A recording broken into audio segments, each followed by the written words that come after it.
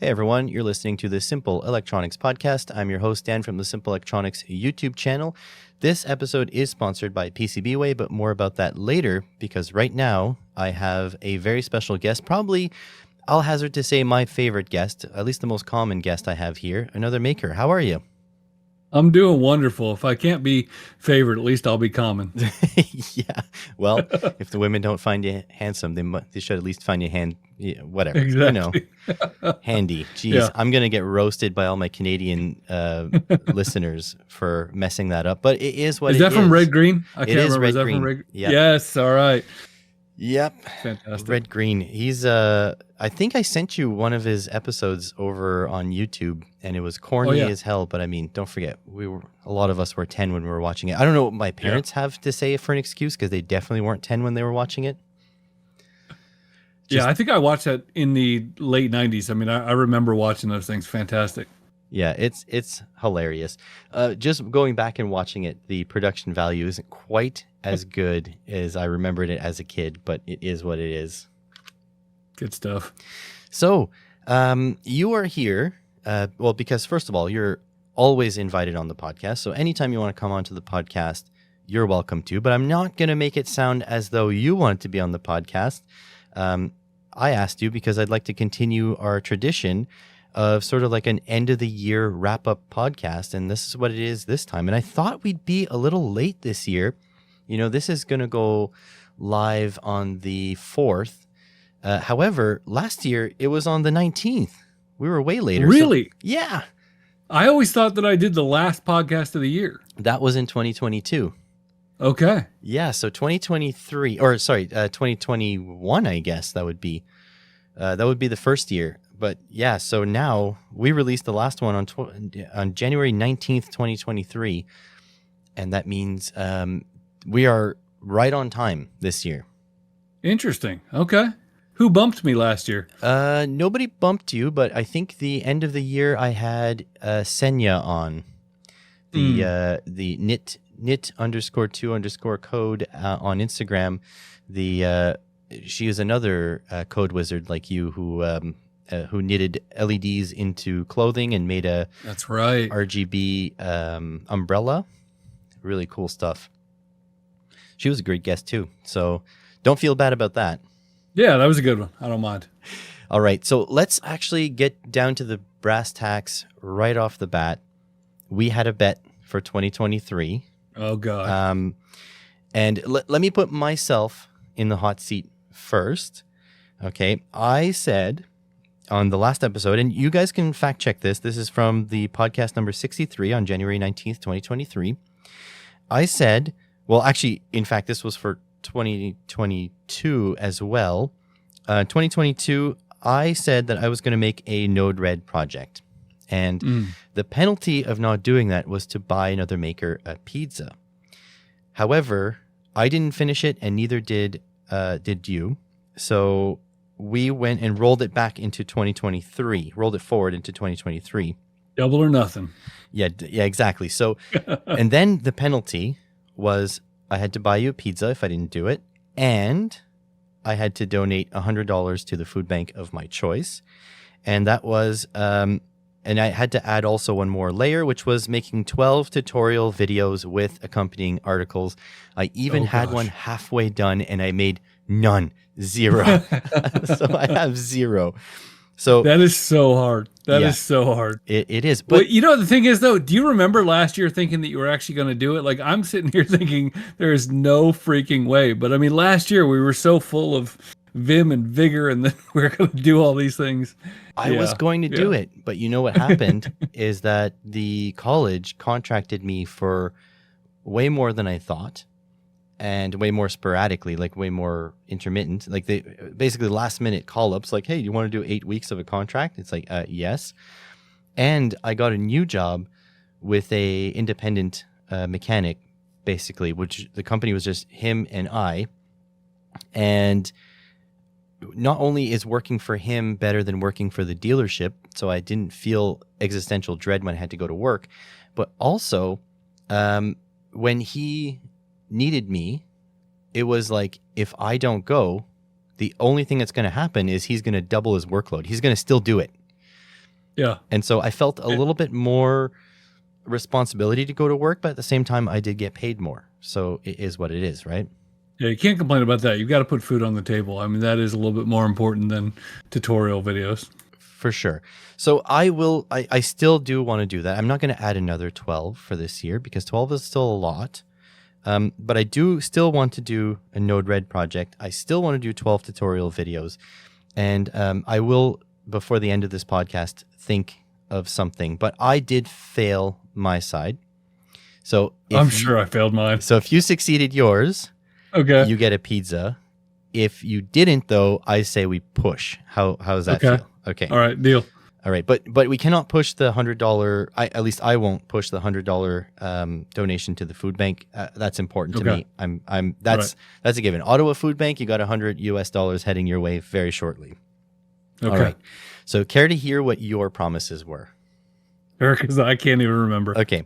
So the one from the 2021 or 2022, anyways, the first one that we rolled forward is that you wanted to learn a new code type. And an example you gave was like React or Node.js. Okay. And you had to make a project with that. You couldn't just like theoretically learn it. So let's start there. Did you do that in 2023? I did do Python. I made a project, but I can't say that I made a project that I actually... Oh, I did. Oh, boy. I did. So, okay, and I think we talked about it on maybe the last podcast or two back, but and I can say more about it now, but I made that AI project, the machine learning project in Python, and I believe, man, I better make sure that was 2023. I'll have to check. But I made that big... there was a company that wanted Minesweeper in their lobby. I think we might have talked about this. And so they basically had something that looked like a metal detector, and you'd walk around the lobby and, push it to mark the mines.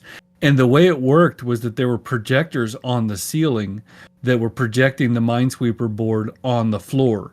And so what I did was I used cameras to tell where in the room the Minesweeper thing was and detect that. And so when they pushed the button, the Python would do all the calculations on the fly and would tell where the Minesweeper was so they could plant the flag. And I did do that in Python. And that was the first, that's actually in a lobby right now. That's a real Python project that I made. All right. And that's actually what gave me the idea. We talked about it in the last one with the Oroku codes, that I was going to do another project where I used it to find my parts bins with AI. So that's where that all came from, was that I developed that technology for the Minesweeper game. So this is exciting. So right now, you are half a pizza away from winning, because there is a very important, because you said it was two things. So the other thing, do you have any idea what it could be? I know what it is because I wrote it down. Was it documenting user spice? So yes, it was documenting user spice, but you made it harder because that's not the first thing you said. You said one thing and then document all of user spice. Do you remember? So I was going to make it a strength? Make it... What did I... No. A strength? Okay. No, you said you would try to take, on average, 1 day off per week. Did you accomplish these two things? So it depends if you consider Sunday a day off. As a self-employed, I would say yes, it does. I think, I did. I mean, I don't think there's, and I took the entire month of December off. So I didn't work 1 day in December. So I absolutely took a day off a week. So there you go. You came in here. That's fantastic. I know you came in here thinking you lost everything, but it turns out you are the grand winner. Congratulations. Wow. Look at me being motivated. Absolutely. I didn't even know I was doing it. That's fantastic. 100%. I am a man of my word. Next time you have a pizza, I need you to tell me the amount, because you just order from whatever pizza place you want, whatever quantity, and I will PayPal you that money, my friend. Okay, and I'll say this: I will donate. There's I don't want to get into too many details, but there is a product or program in Brampton, Ontario, Canada, that provides meals. So we have free school lunches here in Florida, and kids can show up. And in fact, if school's closed, they still get food. But they don't have that product in Brampton, and so I will donate to their program that provides school meals for kids that need them. Awesome. So basically, on the whole, Ontario is up about $200 American, exactly, in terms of food security, and another maker household is up whatever the hell an American pizza costs, $40, right. $50, I don't know, whatever it is. We have Little Caesars, $5. Well, no, it doesn't have to be a Little Caesar. All right. I will say though, for those listening to the podcast that are genuinely concerned about my sort of financial state, the downside of working so much in 2023 is that I have no time for myself. Like, I was truly and utterly burned out. I did nothing for the last 2 weeks, and I still feel like I need more time off. So that is, I'm definitely burned out. But financially, the channel isn't in the positive, but I am in the positive. So nice. No worries. Everyone, my financial health is good. In fact, if anyone wants to drop their memberships or Patreon, that's fine. But that money was always going back into the channel anyways, and it still will be. So I am more than happy to donate to people who are not in that sort of financial shape. So there we go. There you have it. Here. Excellent. So congratulations on that win.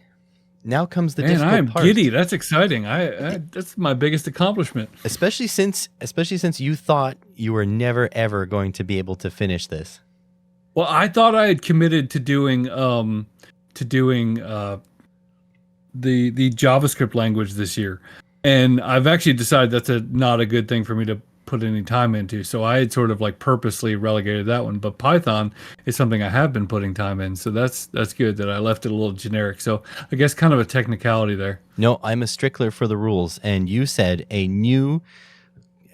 not a necessarily new language, but a new code type. And then you gave an example of React or Node.js and make a project. And I believe you have fulfilled that 100%. Wow. There is no... I mean, people in how about this? People in listening to the podcast, if you can leave a comment to say if it counts or not. Right now, I'm ruling that it counts. If we get an overwhelming, amount of people that say it doesn't count, we'll deal with that in next year's wrap-up. Then there shall be no pizza. No, there will be pizza, but then there may be some retribution pizza. Okay, all right. Whatever. Yeah, but reparations. Yeah, there we go. Reparational pizza, which is not Little Caesars. That's not a good thing. But now, what do we want to get accomplished in 2024? So I'll go first to let you some time to think. But I was chatting with my wife this morning, and I think the most important thing for me is I want my channel to be more important. Now, this is super broad, I understand, but this is going to be an over time thing. I want my channel to be somewhere where a lot of people say, that Simple Electronics channel, that's an important channel in the scheme of whatever. And so this year, I want 2024 for me to experiment with different video types that I will enjoy making, that will will bring more importance. So either that be the content is more digestible because it's educational yet also entertaining, whether that be the production value is up or just the new types of videos. So I'm not going to commit to doing sort of like X amount of X videos because I already have 12 of those to commit to. But this year I want it to be a little bit more experimental to figure out what I prefer, what types of videos I prefer doing, and seeing the results of that, making a little bit of a science experiment out of my YouTube channel. Okay. So that's what I'm going to commit for this year. I like it. How about you? Do you have anything? Okay, let's take so you did a vague one, so I'll do a vague one for at least this one. If we make multiples, we'll do that. But so I want to, I'll step back. In When I started coding, when I started the business of coding, I just magically got my first job, and then from the first year I started this business, it doubled every single year. And at the end of 2022, I think I might have even said on this podcast, I felt like I had coded more than any human being should ever code in a year. And then, and in fact, I thought for sure that I had to regress in 2023. And then it turns out that I was like 35 or 40% more in 2023 than I was in 2022, which still blows my mind. And I don't say that proudly. That's just the way that's just the way it works. So I want to, and I'll say, I mean, I'm healthy. Everything is good, but I would like to end 2024 considerably healthy, more healthy, both physically and I don't want to say emotionally, but you know what I mean? Like, healthier rhythms. And I want to end 2024 considerably in healthier rhythms. If that means that I scale my company back, I'm doing some things where I'm definitely scaling back at least 25% on the business. So I want to end the year that way. So that's more time off, more time in the gym, more bike rides, less coding, more standing, all of those types of things. And it's one of those things, like they said, the definition of pornography, like, when you see it. I think the same thing with your channel. You'll know if it's more important today in 2024 than it was in 2023.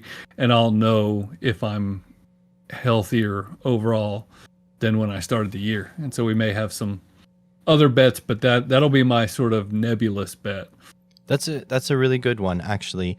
And you're struggling with the word emotionally, but I think really it's mental health, right? Physical health and mental health, just being in a better position. Because I don't know about you, but I'm definitely getting much older, and some of the things I'd like to do is find a path away from being a professional mechanic. I thought being a teacher would be that, but turns out the college isn't getting as much funding from the sources it gets its funding from as they would wish, and therefore they would love to keep me on as a contractor, and that just is what it is. But yeah, I think that's a very valuable goal, and that's probably something that is my long-term goal. I just I need to strike while the iron's hot. I can't. Yeah. Your business is very successful, if I can say that as an outsider. But my YouTube channel, financially isn't. So I can't really aim to scale back at this point. I mean, it's not possible to scale back as a YouTuber more than I did this year by accident, without still being, without being considered not a YouTuber. You know what I mean? Yeah. So I guess I was having just side note. Let's branch for a second. I was watching. If you don't watch Tom Scott, I think he's definitely worth watching. One of the things I do, I download playlists. You go on YouTube, and I download the entire playlist for offline consumption. So sorry, ad revenue, but so one of the things I did is I watched every single one of Tom Scott's interesting places, or whatever it was, amazing places, videos while I was gone. And he just released, an hour before this podcast started, his final video where he's taking a break after releasing one video a week every week for 10 years. And I sort of wondered, is there anybody we would look at as a highly successful YouTuber who feels like they're in a really healthy, holistically healthy place? Do we have anybody that we can actually hold up as examples that we feel like really is in that place, who has YouTube their main job? And one of the things he said, he's like, I could press on, but then I'd be hiring a team, and I'd be hiring editors, and I'd become a manager. And so in the end, like, yes, I might be able to do less, but I would be less healthy because I'm managing this whole YouTube empire. I can only really point to two. And one is kind of a cop-out because he's from traditional media. And so one would be Adam Savage. Okay, I could see that. He runs Tested, the YouTube channel, but I don't believe he runs it. I believe that he's hired people to do all the management stuff. He definitely has camera people and video editing people and marketing people and product development people. And if I'm not mistaken, I do want to talk to him one day on this podcast. I think I've talked about that a long time ago. But, at this point, unless I become more important, it's not going to happen. You know what I mean? This is what I'm getting at. But I believe that he is living the life that I want. He's got a team, which it feels like he's a little bit more hands-off than on. And his team supports his company and him, and not kind of, I don't, maybe I'm wrong here, but I don't feel like he is the one that is keeping his team in line. I believe they're working together. I would say with the traditional media thing too, it's also it's similar like a Jay Leno's garage. Like he hangs out in his garage, talks to fun people, drives fun cars, but it's not, I'm not saying he doesn't make money off of YouTube, but it was chicken and egg. He already had the chicken before he made the egg, Correct. where if his YouTube doesn't succeed, it's nothing off him. And so that brings me to the second person I can think of. And I believe that is 2023 Linus Sebastian from Linus Tech Tips. In 2023, he has hired a CEO and effectively relinquished the stuff that he didn't want to do. Now, I don't know Linus Sebastian, but I do watch a lot of the WAN show, where he's a little bit more open and honest about everything, which does get him in hot water, which is also a good reason to watch. It just makes for an interesting watch. But all of the CEO tasks during his day, this is what he was saying, got in the way of him just enjoying tech. He became, like Tom Scott was saying, he became more of a manager than he wanted to be, but he was also an on-screen talent. So he was doing two jobs at once. And now that he relinquished this, at great cost to himself, by the way, because he's paying an actual CEO money. Yeah. But now he gets to enjoy stuff a lot more. And he gets better work-life balance. Everything is sort of working out in his favor. And you can even see that because of a lot of his merch messages, where people buy merch and they send him messages which come up on the screen during the WAN show. Some of the questions that he's asked, where he used to have to consider and think of an answer, if it's very CEO-ish now, he's like, you know what? That's what Taryn's hired for. So I don't know. We would have to ask Taryn. And which is, I feel like that's him sort of living a better life because of it. Yeah. I would say it seems like he's definitely trending in the right direction. I think it'll definitely be time will tell on, how that actually works out. But I agree. I think it's definitely trending in the right direction. And I will say it's very cool when something that could have easily ended him turns out to be what seems like a positive. I mean, again, we only see what we see on the surface. But.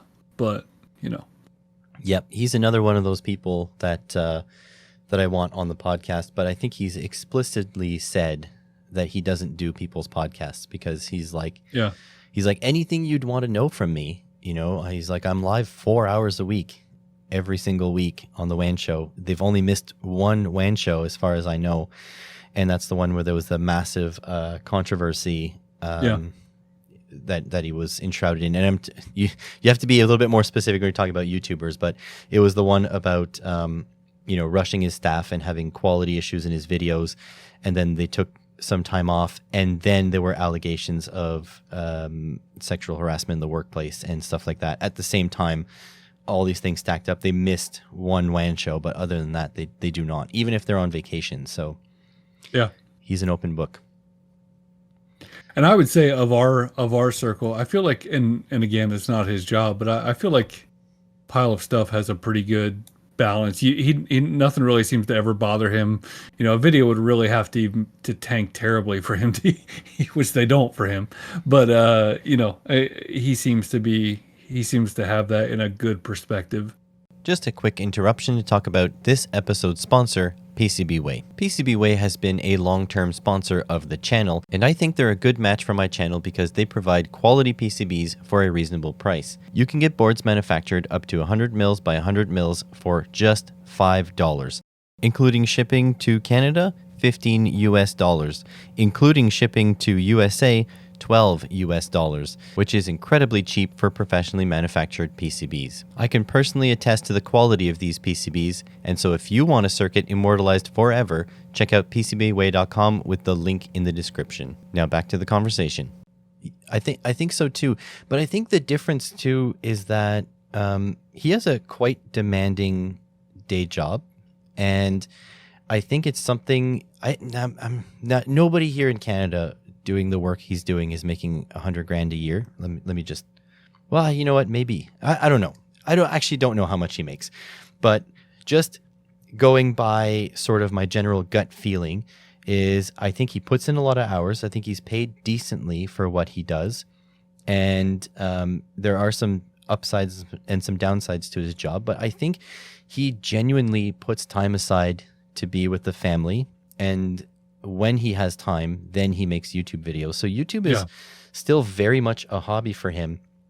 I was pushed into making YouTube a little bit less of a hobby. Like when those sponsors came knocking, I was a little bit more reluctant to say no, because then after having quit my full-time job and working for the college, then all of a sudden the college like, oh yeah, this year you're getting a lot less contract.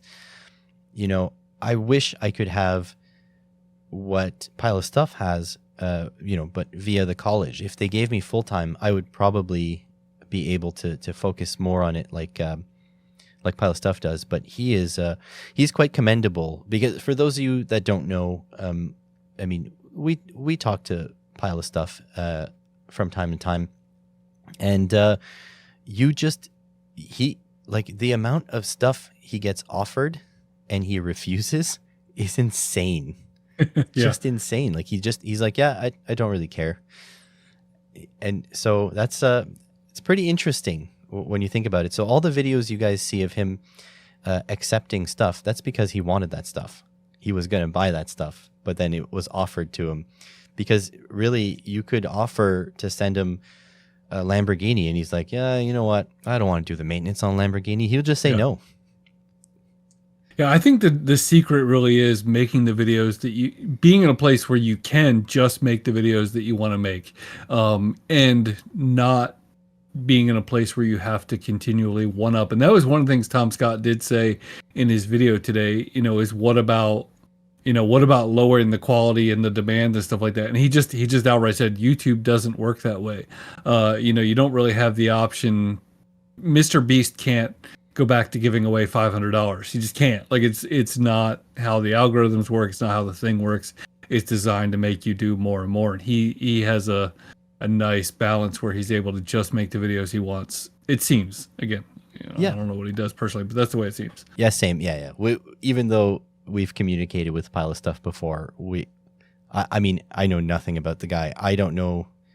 The only way I know what he sort of looks like is by catching little tiny reflections of beard in the stuff that he's showing. We all have a composite that we're just pasting together. I've just fed them all into AI. There we go.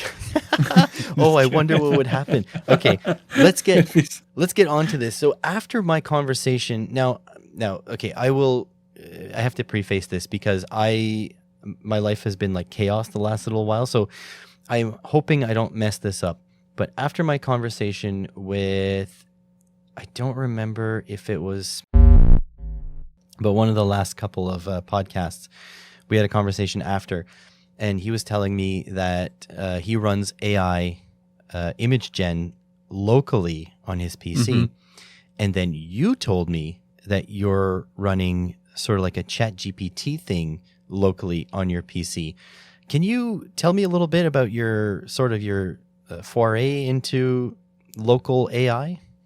Sure. Yeah, I mean, so part of it is I deal with, I write software for elections. I write software for businesses and factories and commerce and all kinds of other stuff. So first of all, just at a base level, you can't take somebody's code and just throw it up there to ChatGPT and say, hey, can you fix this? And you can't give data, and you can't tell it to like, hey, here's all the sales that this company had. Would you mind doing some data on it? So that's just one thing there. Which people have done at the beginning absolutely. of ChatGPT. In fact, just to interrupt for a second, the people who run ChatGPT, OpenAI, they said they have large portions of the source code for Android because the Android devs were looking for improvements and fed it into ChatGPT. Do not do that. Do not do that. Well, and then it sucks down a lot of stuff from GitHub, and people accidentally post a key and nobody will pay attention. But then you'll say, hey, write me an example for how to connect to PayPal. And it'll have just picked up on somebody's random thing and will spit out a real API key, and it happens all the time. So things like that are important. And then you might be a little bit young for this, but back in the earlier days of shareware and things like that, you would actually see software that was labeled as not for export. Have you ever seen that before? I'm trying to think of playing Apogee diskettes on my that type of thing, 486 or 286. And I don't really that type remember. of thing. And the deal was that we actually had laws, and I could be messing up the exact bits, but we weren't allowed to export anything that used encryption with more than 40 bits of encryption, which is not much.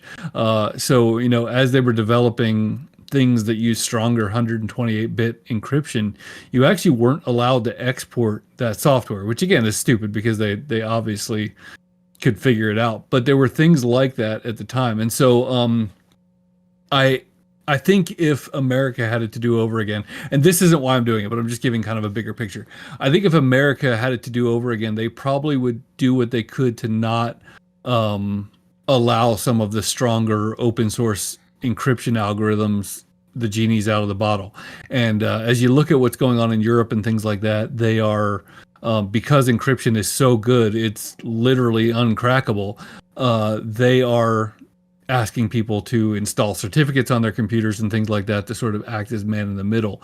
And I think some of the stuff that's going on with AI is really similar. I think that governments, they're slow and they're catching up, and they're realizing that they are allowing these computers to do things that are pretty much were unimaginable a year ago. And I think that they're going to be reining in a lot of what AI is allowed to do and things like that. And so some of it is I'm developing some of my own stuff just offline. And I think that that's right now the stuff's available. So while it's available, I want it. Just at a pure just democracy type level, I want to have the software locally on my computer. But then beyond that, a couple different things I want to do. One is UserSpice is the PHP framework that I write, and ChatGPT knows it, what I would say, pretty well. It can tell you most of the things about it. It can write some UserSpice code and things like that. But I have the ability to train my own APIs and my own AIs to know UserSpice extremely well, because I have huge code bases of basically every type of thing you could ever do with UserSpice. And so I have the ability to very specifically train my own AI things to write my own code just as well, if not better than I could. So that's one angle. And then the second angle is, when it comes to doing data analytics, data science, and things like that, I just can't do that stuff in the cloud. It's not really ethical of me to upload client data to the cloud and start running analytics and prediction models and things like that on it. So I'm developing a whole series of offline things that either my clients can have in their own facilities, or that they could run on their own private servers and things like that to do their own AI stuff.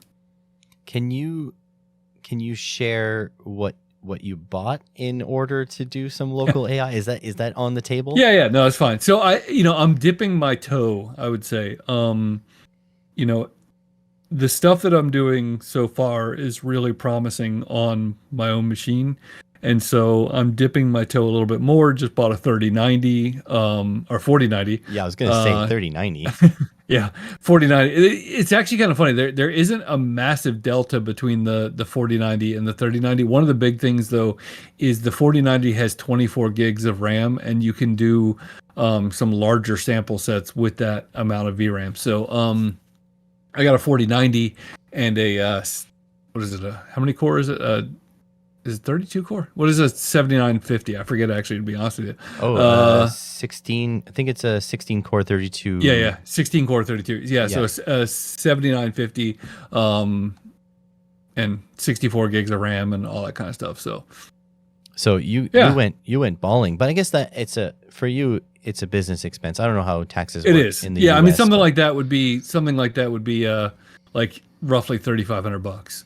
So with a real new power supply, I bought a Corsair 4000D case and stuff like that. So it's not incredibly. And in the event that it all went horribly wrong, I could sell the GPU and it would be a kick butt dev machine. So yeah, for sure. It's weird. Like I looked at when the graphics card prices went up. I upgraded last year, the year before, to a Founders Edition 3070 because I do hardware encoding when I export my videos, and that was like $780.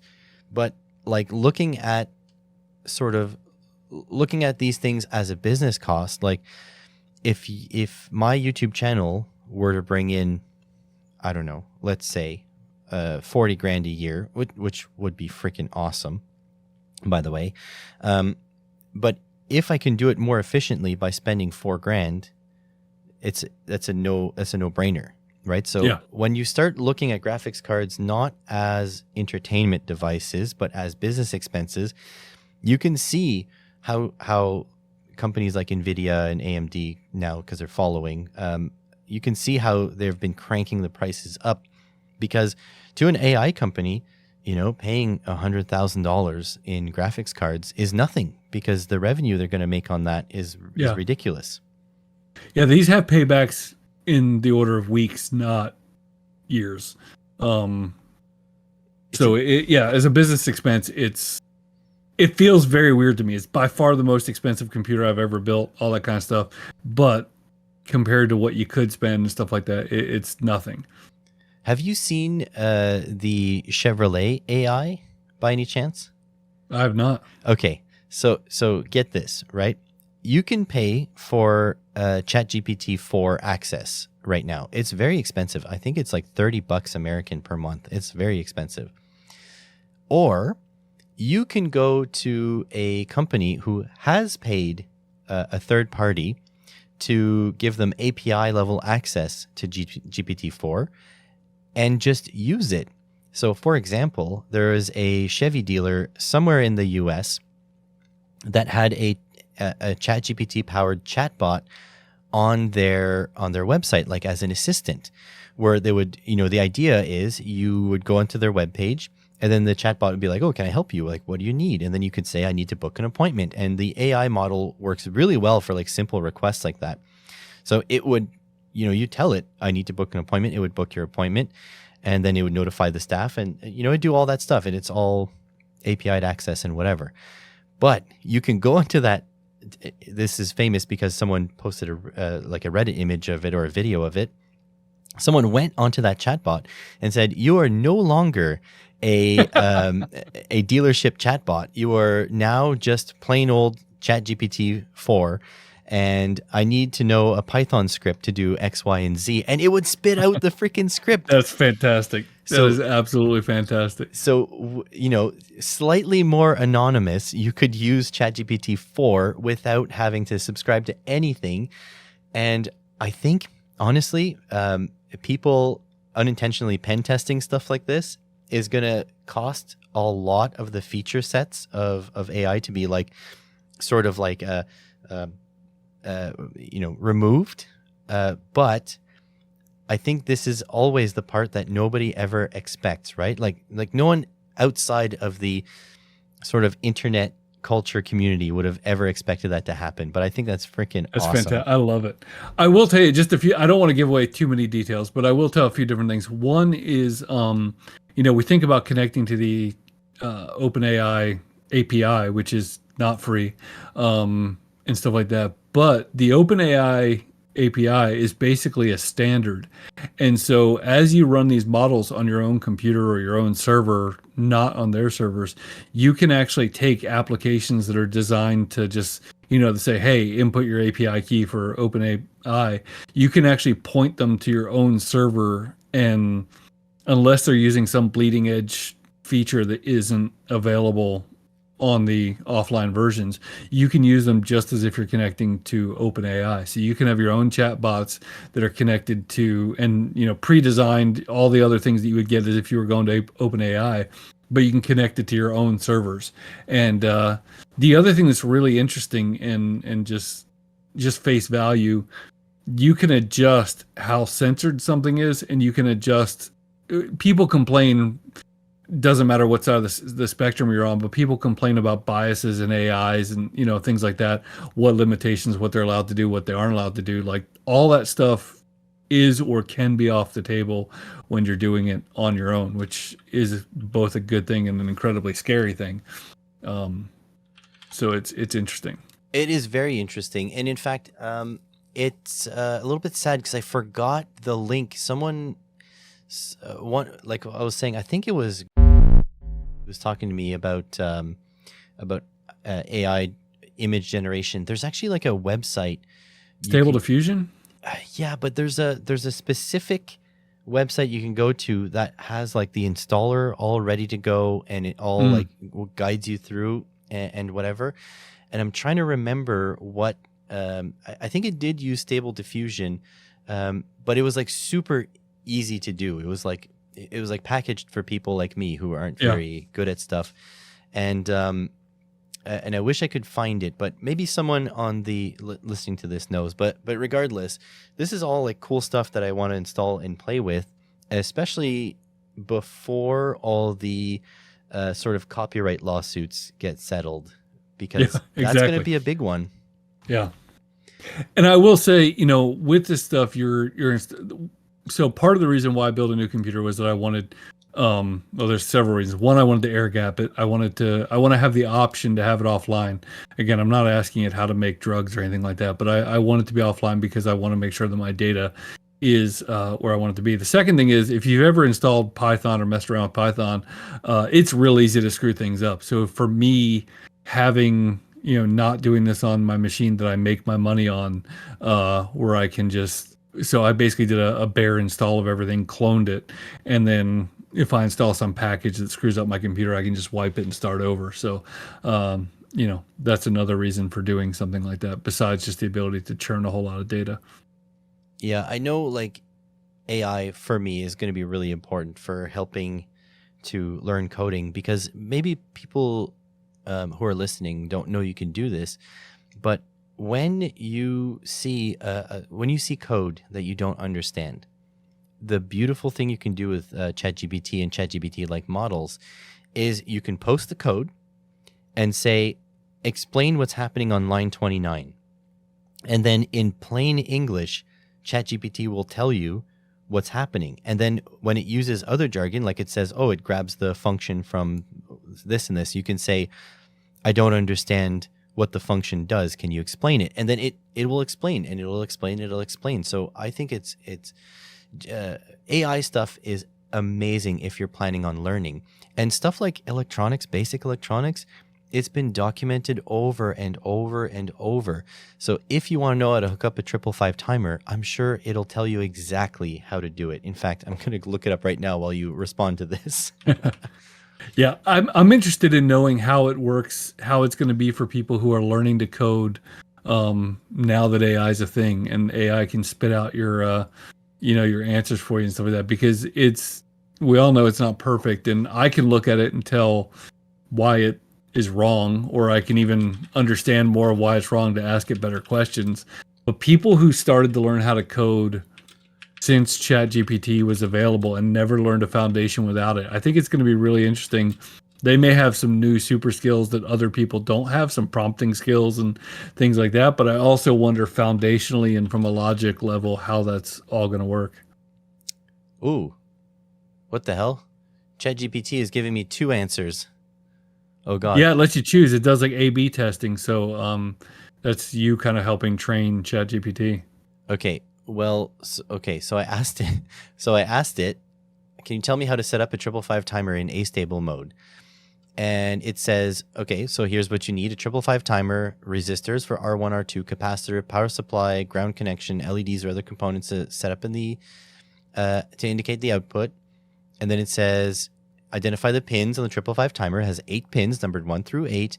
Pin 1 you want to ground, pin 2 to trigger. Like it's telling you everything you would need to know. Just the only problem is it's dense.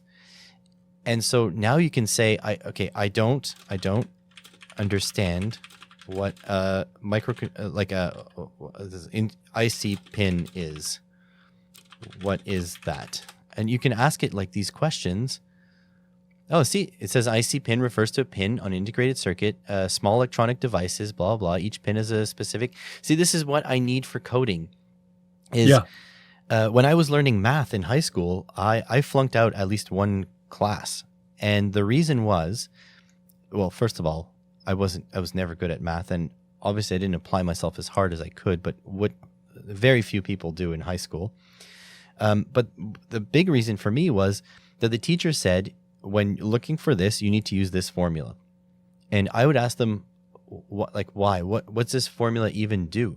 And they said, it's just the formula you use. And my brain could not wrap my head around like a theoretical, like what does this formula have to do with anything? Why do I need to memorize formulas? What are we even doing here aside from like solving calculations for no apparent reason? It was only until I was, with my wife, the engineer, where I opened one of her textbooks, probably to make fun of the fact that she knows everything about math. And then there was a 3D graphic with a circle and like a sort of like a dot on the surface of the circle. And I asked my wife what this was, and she's like, oh, you remember this equation? And I'm like, well, I heard of it. And she's like, well, this is what it describes. It describes a dot on the surface of a circle. It just, you just use that to calculate where the dot finds itself. And I'm like, why didn't they say that? Yeah. And so they say the same thing with language. Like, most people have a hard time learning a foreign language because they don't understand English. Because they don't. And if they understood the foundation, they'd have a way easier time understanding the language. I mean, that's very true. Like, you need to understand. Like, I never understood stuff that was like, just do this. I need to know the founding. I need to know the logic behind it. And I do understand that if I were to spend high school in a classroom that explained the logic behind everything, I would still be in high school to this day. But that's the way my brain works. And with ChatGPT, like, I could sit here and you can tell me, oh, if you need to do that, just do a function. And I can just, I will destroy all of your free time asking you why, because I need that. Whereas ChatGPT, I mean, the service is paid for. So yeah, I'm just going to keep drilling down. And that's the kind of thing I need AI to do for me. It's a beautiful thing. And I'll say, I mean, one of the reasons I don't know that I necessarily worked more hours in 2023 than I did in 2022.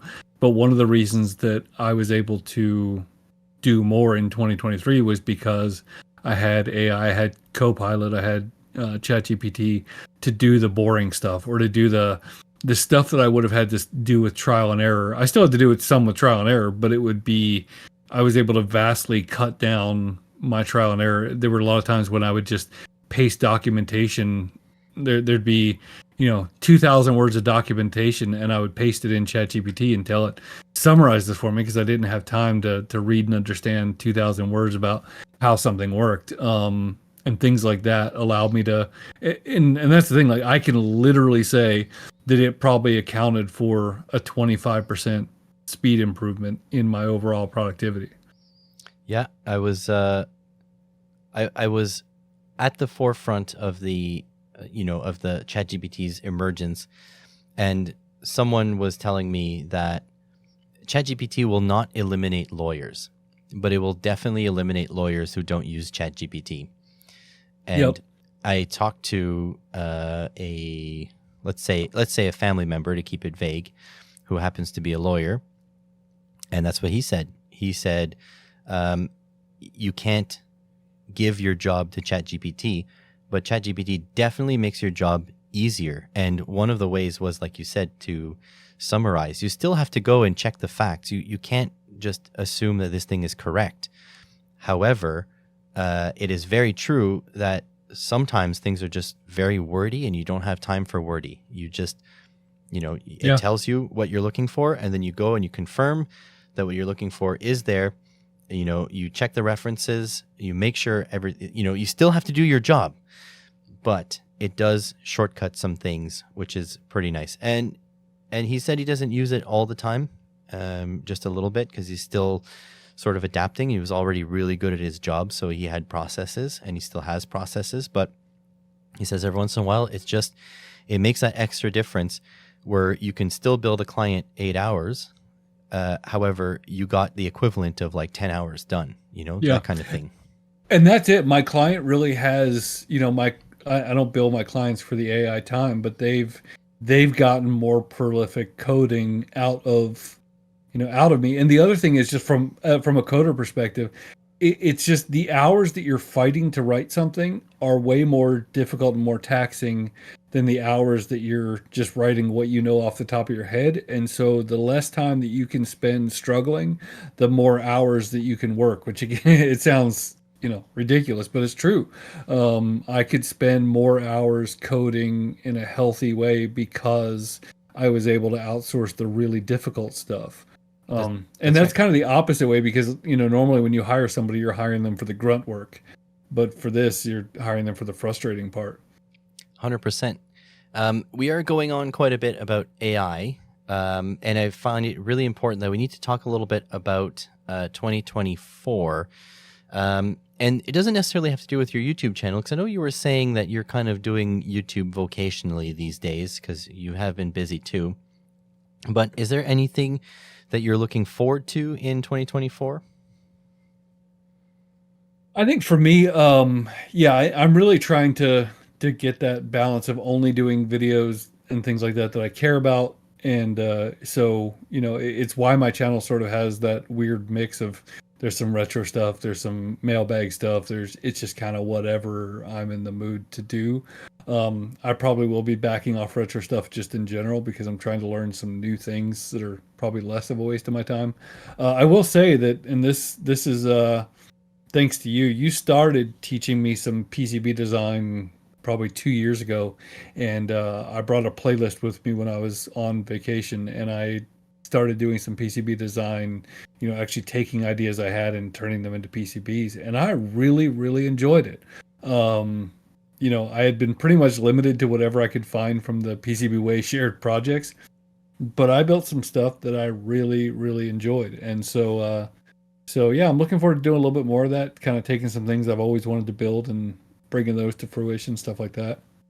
Yeah, sorry about the lack of tech support, because I know you have reached out for tech support, and I've just, in the last couple of weeks, I've been sort of trying to disconnect a little bit from work stuff. And not that I consider dealing with your requests of tech support work, but opening up KiCad and trying to refigure out how I do my things, and then how I should be doing my things. Now that's the part that's work.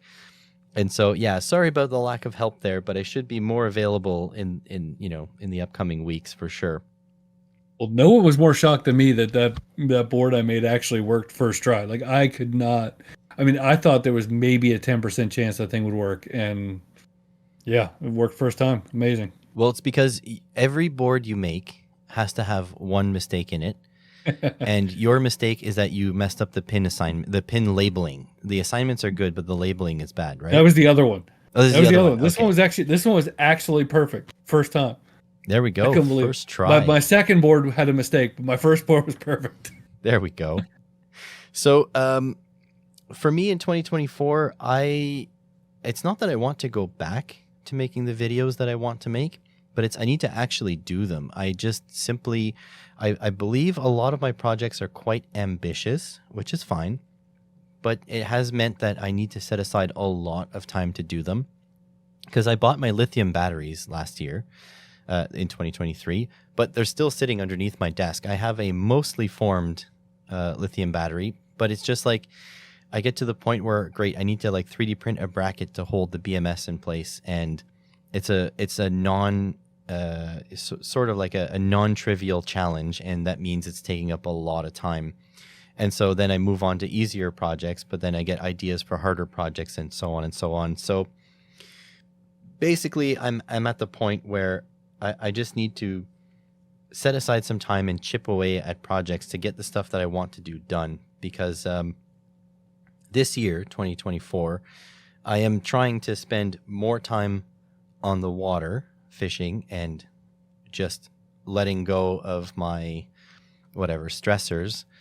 But in order to do that, there's some electronics projects like the battery project, which I want to get to. So I need to do that. Also, I need to somehow either buy a new car or fix my transmission or something.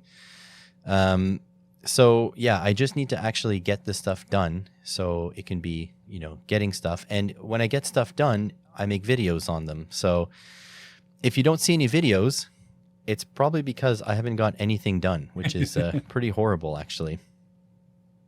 I'll say this. This was kind of a surprise. I knew it took a while, but what I did is I had something like, I had stuff going back to January of 2022 that I hadn't edited, and I just brought all my miscellaneous mailbag footage with me and edited 11 mailbag videos and had a real fast internet connection, so I was able to upload them all.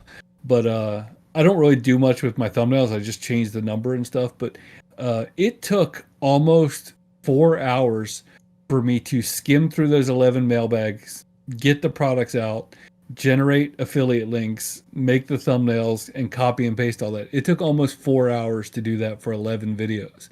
And it's kind of amazing how much other time there is besides just editing and shooting and all that kind of stuff. It's brutal, isn't it? Like that's a lot. That's real money there, like real cost. Yep. To that. Yeah, making affiliate links sometimes is huge. Replying to emails. So some people reach out to me because, first of all, they feel like I'm more of an expert than I am because I make YouTube videos. But sometimes the emails, and I don't want to make anybody feel bad, but I'll just tell you how it is. Sometimes the emails are like 500 plus words. And those 500 plus words come with like 9 or 10 or 12 different questions or statements, all of which I'm expected to respond to. Now, I'm more than happy to do that, but the deal is, that takes like an hour per email sometimes. So I'm really bad about this, but I've got some emails to reply that are probably about 10 months old now. It's too much because that and doing... I'll tell you, recording a mailbag video, which used to be my bread and butter, the easiest thing I did. But between the filming, which is an hour, the editing, which is an hour, the uploading, and then thumbnail and affiliate links, which is an hour, and then putting, making the Patreon early access post, which is like 15 minutes. And then finding a time to put it up, which is 10 minutes. And then when you put it up, you have to go sort of read the comments, which is like another 20, 30 minutes sometimes. I mean, a single video takes a long time. And then if you look at my videos like the Snowspeeder, where the editing takes a lot more, the filming takes a lot more, and the CAD time in order to make an entire freaking vehicle, that was probably like 40 hours of CAD time, and then God knows how many hours of printing. That is a lot of hours, and I end up making something like 30 cents. You know what I mean? Yeah. Like, it's horrible. And if I didn't do it for the love of the game, I just wouldn't do it at all. Yeah. Yeah, there's not a lot of money in it, especially net. By the time you're done, even the sponsored videos, I got some pushback a little bit in the beginning from PCBWay for just using their shared projects, but I mean, it's real work to learn PCB design, make the PCBs, screw it up, reorder it again, solder it. Like, I mean, you're spending some real time to make one of those videos that if they give you, X $100, there's no way they're paying you for your time.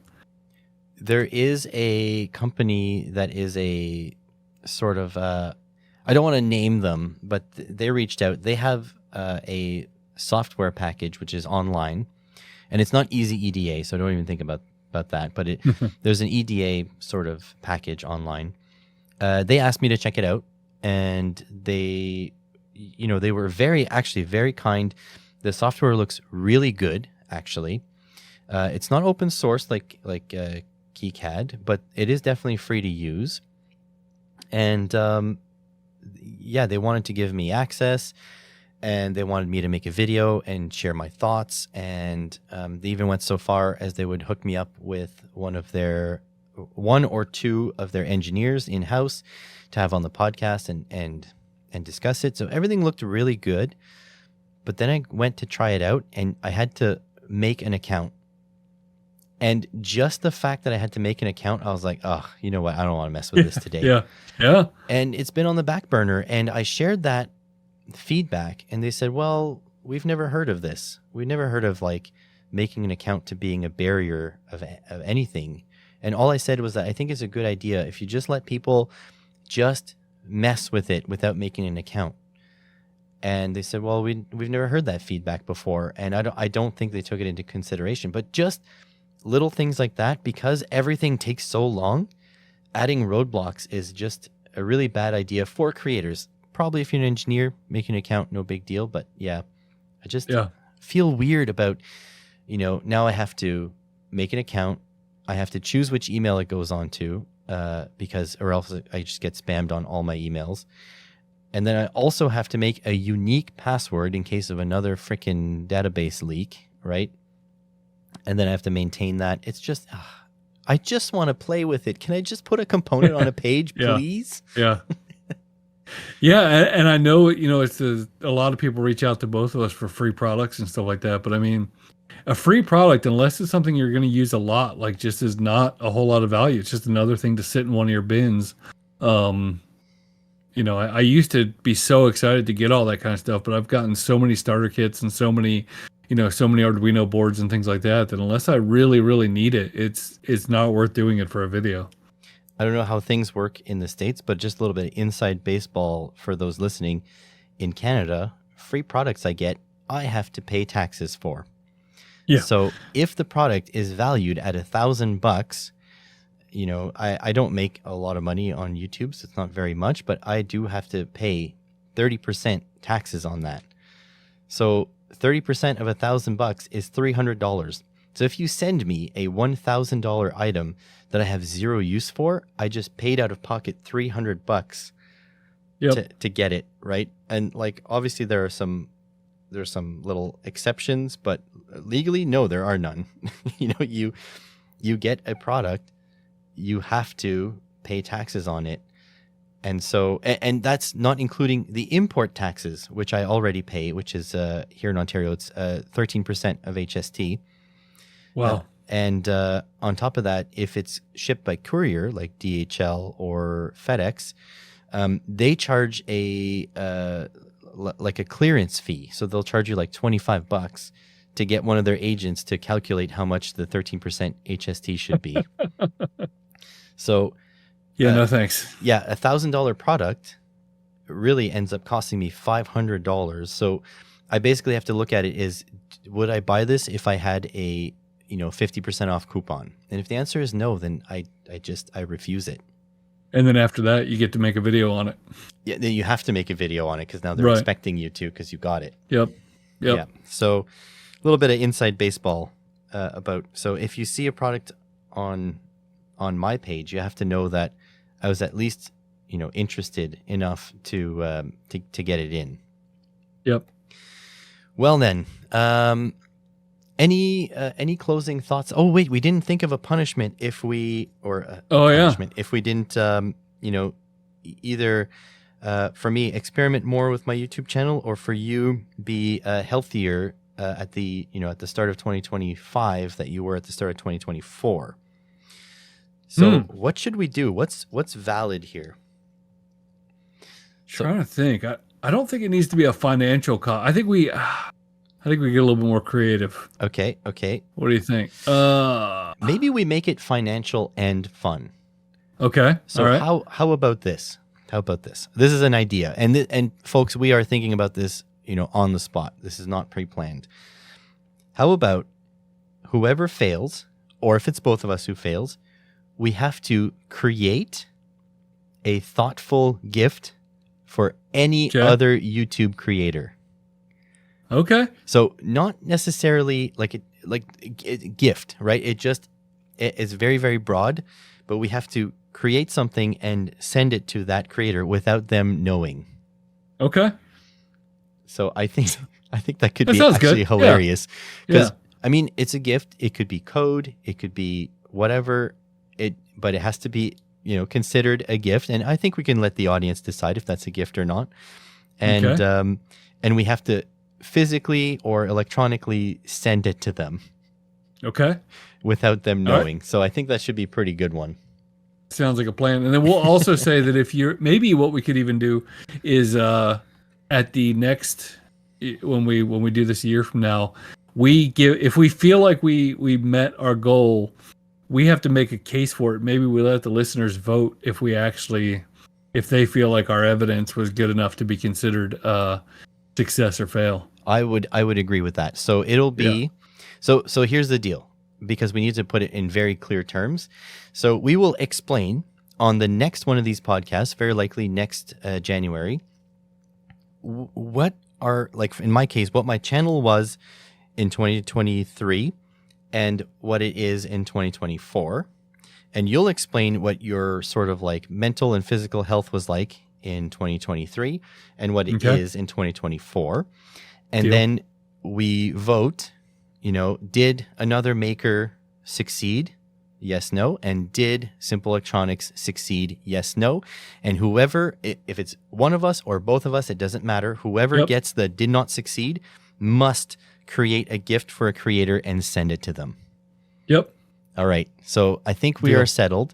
Now that means the audience will have a big part in this. And maybe we can do a little video. Maybe this is what I'm thinking of. Maybe we'll do a video which we will link in the podcast, which people will have to go and get their evidence and then vote on that, from that video. So sounds good. So basically, I think that's what we should do. So there we go. That works. So then we committed some more time, which will be detrimental to your mental health and your I'm already stressed. Health. And but however, it's a new experimental type, so it's already helping me. I like it. All right. So I wish you specifically, another maker, and you also, whoever is listening, a very happy 2024. But before you go off and have your happy 2024, I would like for you to reach out in however way you can, whether it be the comment section on the podcast or the comment section on the YouTube video for this, or in any of our comment sections on any of our YouTube videos, to let us know what you would like to see on our YouTube channels in 2024, because it's really important that we don't live in an echo chamber. And just let us know what you think we should be focusing on in 2024. But I really do wish you, another maker, a happy 2024, and I hope you get the success you're looking for. Thank you. Same to you. Well, thank you, and I guess we'll find out at the end of the year if we've achieved what we set out to achieve. Let's do it. So thanks everyone for listening, and thank you very much for giving me your time yet again, Mr. Maker. And I hope to catch you, well, I guess same place next year, and hopefully your 2024 is fulfilling. Same to you. Thanks for having me. Thanks for listening, everyone.